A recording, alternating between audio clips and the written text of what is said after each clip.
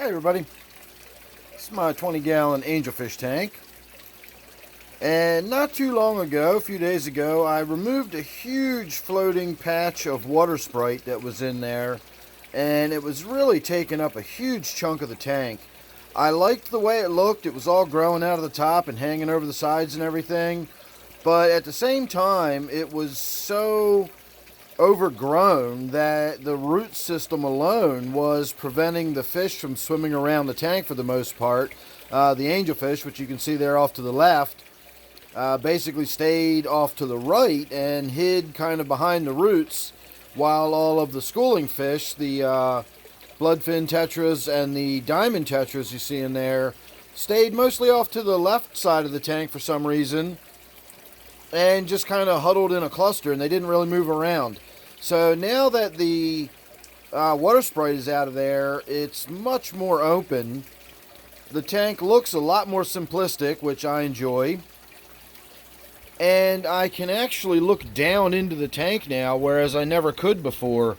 This afternoon, the whiptail catfish that I have in there was lying up against the rocks down there in the bottom and was kind of working his way around and doing his job, cleaning up the tank a little bit.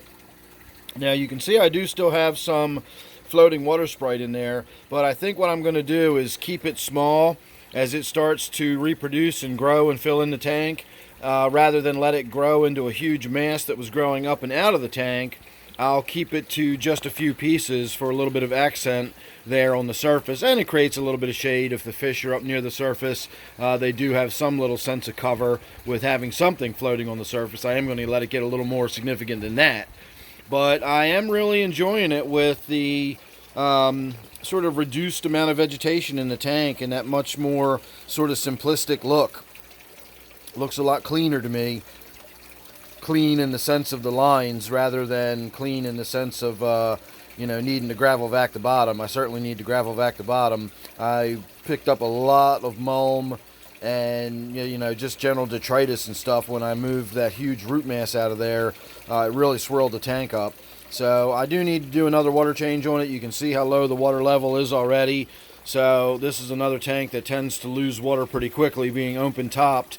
And you can't see it, but at the far end of my fish room here, I almost called it my snake room. That's going way, way, way back. But at the far end of my fish room here, I have a fan blowing that just keeps the air moving around and sort of blows the air out of this room and into the main part of the basement where I have a dehumidifier.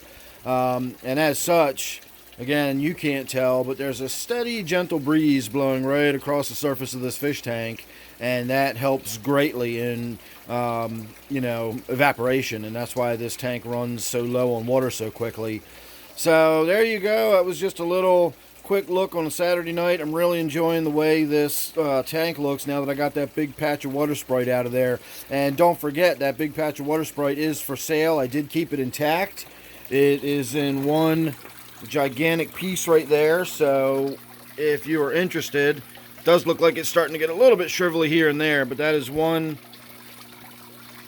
big root mass there and one plant. So I'll put my email down below if you're interested in that, or Java fern or any other types of the aquatic plants that I have available. You can hit me up on my email. Otherwise, I'm going to say thanks for watching. We started out with my 20-gallon Angelfish tank, and we're ending here with the last look at my waterfall tank. So thanks again, hope you enjoyed, and I'll see you real soon in the next one.